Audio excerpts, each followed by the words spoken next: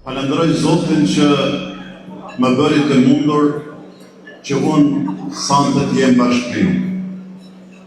Të jem bashkë me ju, për mua është një nder i madh.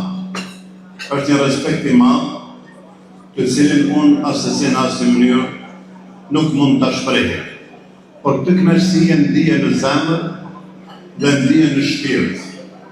Nga se jemi në muajin e bekuar të Ramazanit, në 10 ditën e fundit, dhe qëllimi final edhe i edukimit të këtij muaji është që ne të jemi së bashku, që të lidhim zemrat tona së bashku, shpatrohemi mes vete, që të ikim nga çdo e ligë dhe e keqe, dhe të gjithë të fuqizohemi shpirtrat tonë për të ardhur me sa më të mirë të vendit tonë.